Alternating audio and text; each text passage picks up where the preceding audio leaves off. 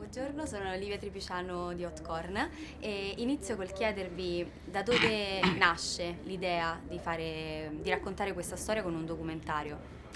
Comincia Mario, vai. Nasce da una frequentazione anche con frequentazione normale, non è con Andrea Soldani, no perché sai, vocifero, con cui aveva lavorato con me, con Gianni Minà e quindi anche poi per le serate dedicate a mio padre, con tutti i grandi artisti presenti. E questa idea di rendere più documentato, più preciso questa storia è nata 10 anni fa e poi l'anno scorso, sì, è passato un anno quindi per questo lavoro, abbiamo capito che era il momento di realizzare questo docufilm e quindi con un pranzo sul mare abbiamo invitato l'amministratore delegato della Lux Fiorespino e se ne è innamorato subito anche lui e poi via via tutti ci hanno seguito e lui ha timonato questo progetto. Direttore generale Valerio Fiorespino. Comunque sì, Editoriale, sì. dobbiamo, dobbiamo da questo punto di vista ringraziare la Lux Vide che ci ha creduto perché insomma non era semplice, non è un documentario che racconta di un personaggio famoso, anzi racconta di un personaggio ai più sconosciuto, mentre la Bussola è un locale comunque che nella memoria esiste, così come la Versilia, così come quegli anni, ma Sergio Bernardini no, ma perché proprio era un tratto di suo padre. Lui diceva sempre, e Mario me l'ha raccontato, il mio godimento massimo è quello di mettere in scena delle serate memorabili, di far stare gli artisti nel modo migliore in cui si possono esprimere e far godere il pubblico di queste serate. Io me ne sto dietro da una parte. Quindi era una bella sfida raccontare un personaggio che non si sa bene chi fosse.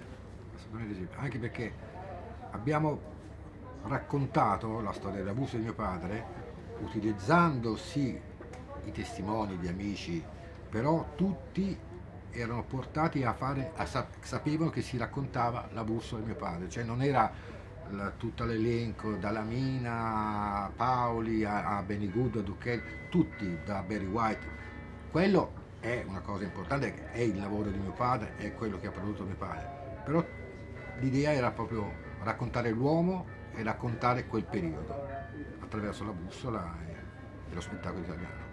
Secondo voi a cosa è stato dovuto il successo di un locale come la Bussola in quegli anni? A mio padre, esclusivamente a mio padre, non lo dico come riconoscimento a lui. Lui è partito con la bicicletta da Torino e venne in Versilia, dice questa è la mia Hollywood, prese 5-6 locali, poi li lasciò tutti e nel 1955 partò con la bussola e attraverso la sua strada fino ad arrivare con me a Bussola Domani, insomma. Sergio, La- se posso, Assolutamente. Sergio, io l'ho conosciuto ma ero veramente piccolino, cioè io avevo 10 anni perché i miei genitori andavano lì al mare e andavano alla bussola a giocare nel pratino a carte nel pomeriggio e io l'ho incontrato lì, poi sgattaiolavo a vedere le prove degli artisti, ma al di là di questo Sergio è stato un visionario e dei visionari è proprio quello di cui abbiamo bisogno proprio anche in questo momento storico. In quel momento storico che va dagli anni 60 agli anni 80 è stato l'artefice dell'esplosione della Versilia, sicuramente. E di queste figure c'è bisogno tuttora. Persone che mettano il cuore sull'ostacolo, che sappiano rischiare, che abbiano una visione, che vogliono andare avanti. Questo è stato suo padre.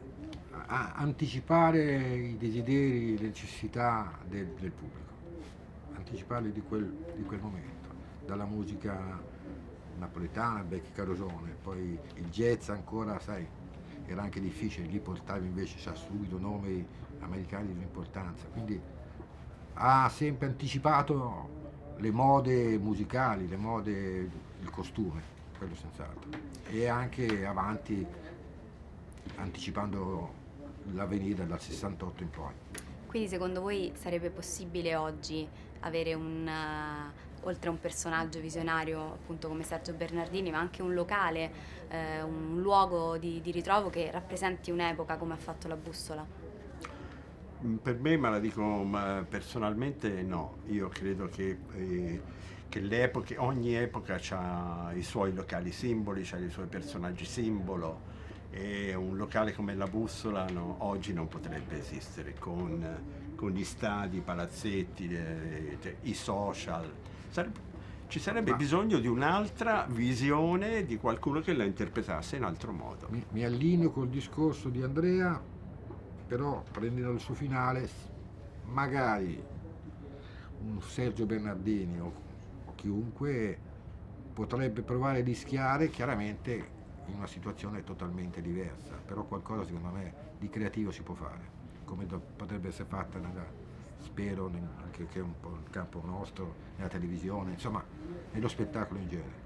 Insomma, aspettiamo comunque qualcuno, qualche giovane come te appunto, che faccia scoccare la scintilla. Grazie, grazie mille. Grazie. Grazie.